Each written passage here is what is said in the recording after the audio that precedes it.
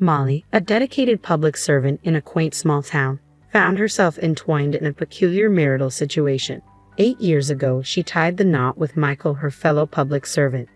However, their careers demanded constant relocation, forcing them to lead separate lives despite being husband and wife. The absence of children only accentuated their solitary existence. Night after night, at 9 p.m. sharp, Molly would receive a familiar message on WhatsApp from her husband. "Damn, I have a meeting tonight as well," it would read, followed by a brief exchange about their uncertain reunion. This routine, albeit predictable, was the closest semblance of communication they shared throughout their marriage. To outsiders, their arrangement might have seemed like a marriage of convenience, a notion exacerbated by their profession as federal civil servants, often deployed to different military bases every few years. Yet, within their circle, such separations were the norm rather than the exception. 2 years ago, during one of their fleeting WhatsApp conversations, the topic of purchasing an apartment in Molly's hometown of Jackson, Mississippi arose. Hopeful yet resigned, they entertained the notion of cohabitation should fate allow. Their dialogue, though terse, hinted at underlying sentiments of longing and uncertainty.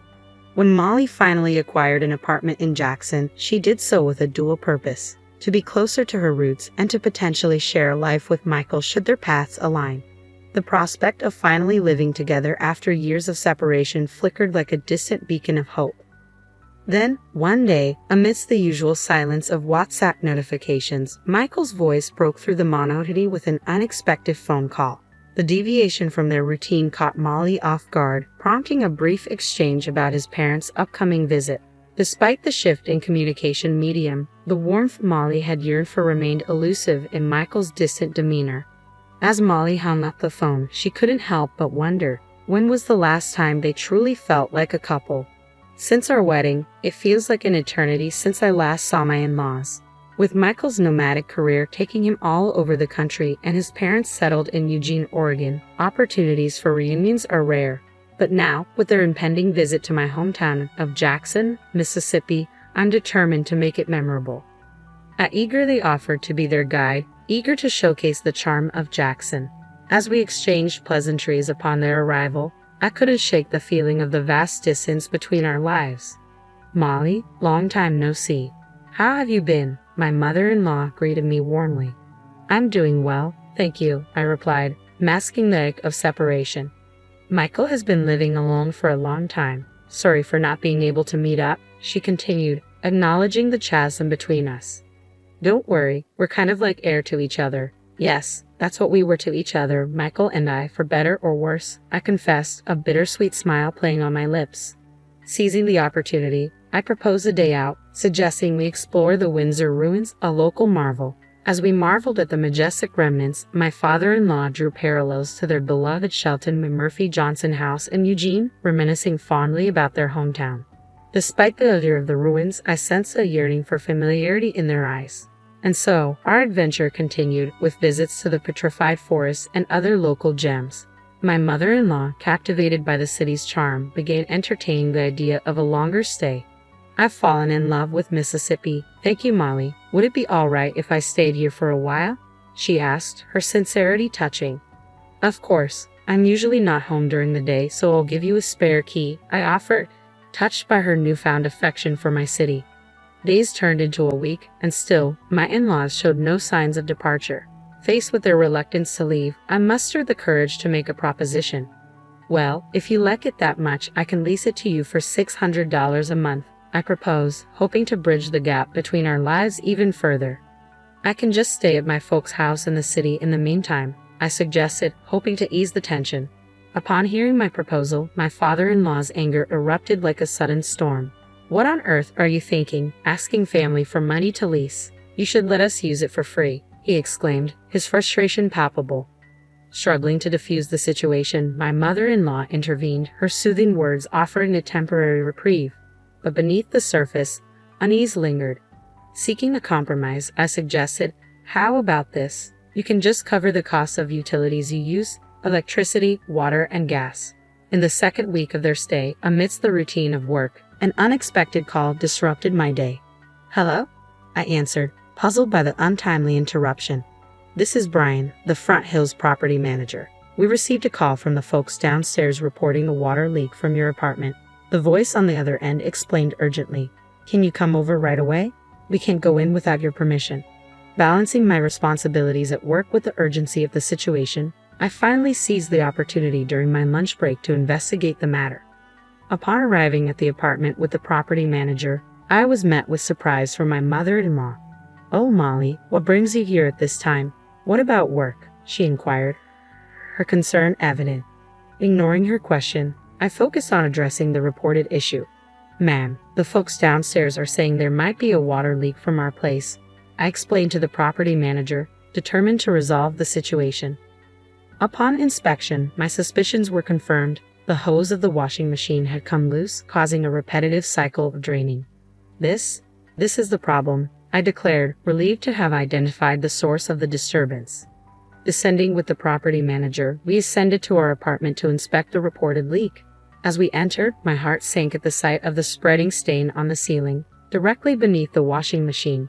An involuntary sigh escaped me, betraying my frustration. My mother-in-law, curious, peered into the room before retreating with a guilty expression. Knowing the responsibility fell on my shoulders, I begrudgingly apologized to the neighbors with a peace offering of cookies, accompanied by a bill from the property management for the necessary repairs. Upon relaying the incident to my mother-in-law, her reaction caught me off guard. "So you're telling us to pack up and leave, is that it? We're not going anywhere that easily.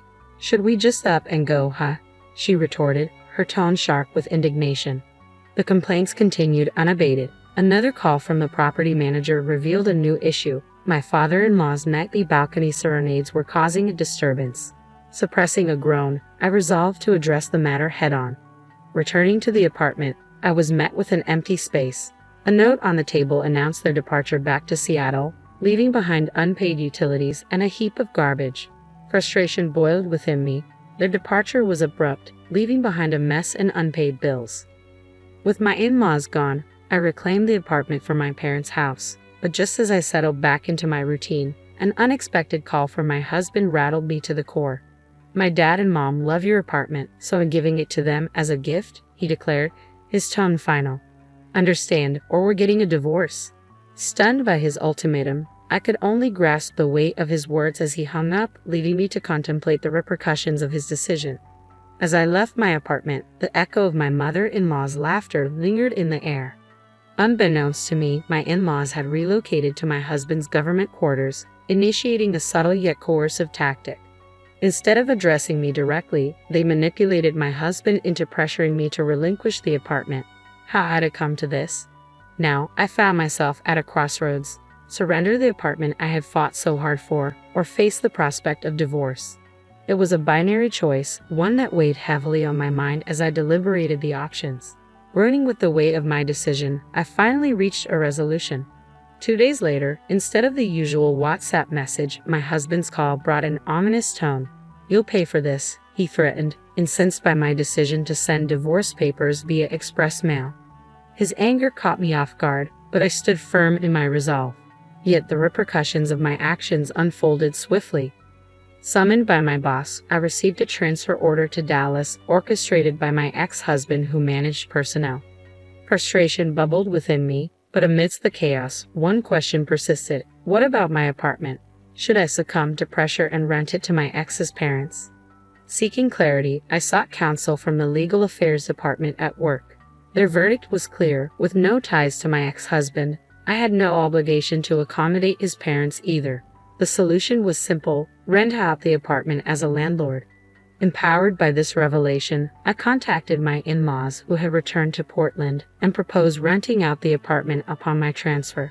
To my surprise, they readily agreed, their interest in the apartment outweighing any notion of harassment. In this unexpected turn of events, I found solace in reclaiming control over my life and property. I proposed a monthly rent of $700, inclusive of utility bills and repair costs from their last stay. Surprisingly, my in-laws accepted the condition without complaint. As I juggled my duties in Dallas, I also dedicated myself to studying for the internal selection examination, a pivotal step towards advancing to the highest echelons among senior military officers. The ultimate goal was to qualify for the Command Staff Course, a rigorous training program for unit commanders. My desire to surpass my ex-husband in rank and position fueled my determination. Against all odds, I triumphed over this formidable obstacle, securing admission to the command staff course in one attempt. With a triumphant spirit, I declared to myself, "Watch this, Michael. The real revenge starts now." As I embarked on my journey, I purposely refrained from contacting my ex-husband, relishing in the anticipation of his reaction. 16 months later, I ascended to the position of unit commander in Nebraska, overseeing soldier education and training. Concurrently, fate saw fit to bring my ex-husband to the same state, albeit in a different capacity, assigned to the Regional Cooperation Headquarters, acting as a liaison between the military and local communities. Thanks to my success in the internal selection exam, my rank now surpassed that of my ex-husband's. The revelation of my elevated status caught him off guard during a training session for senior officers. "Why are you wearing a higher rank insignia than mine?" he demanded, his voice betraying a mix of surprise and indignation. His outburst drew the attention of those around us, leaving them puzzled by the sudden tension between us. As I observed my ex-husband's arrival, a wave of emotions surged within me, but I chose to maintain a composed exterior. Deep down, I harbored a sense of relief, realizing that I was no longer entangled with someone of such low character. It was a splendid Sunday, bathed in sunshine, marking the annual Base Open Day. This event offered a rare opportunity for civilians to engage with servicemen and experience a glimpse of military life. As crowds marveled at the displayed tanks and immersed themselves in simulated combat training, excitement filled the air. Soldiers descended from helicopters, executing maneuvers with precision akin to Spider-Man, leaving onlookers in awe. From photos with soldiers to souvenir merchandise, attendees reveled in the festivities. Amidst it all, I, as a training coordinator, manned a booth offering civilians a chance to experience the forward-leaning rest position alongside active servicemen. In the midst of this bustling atmosphere, my ex-husband made an unexpected appearance, accompanied by members of the Parents Association. The sight reignited the suppressed emotions I held towards him and his family, stoking the flames of revenge within me.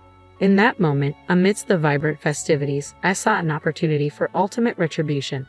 I couldn't let this opportunity slip by. "How about it, Mr. Over there? Mom and Dad, would you like to join us too?" Before I knew it, I found myself calling them over, reluctantly ushering my ex-husband and former in-laws to our booth. With a determined yet subtle forcefulness, I fitted my ex-husband with an iron helmet and positioned him amongst the other servicemen. "All right, in the military, we assign everyone a number," I explained, suppressing a smirk. "When I say start numbering, the person on the right will say 1, then the next person 2, and so on."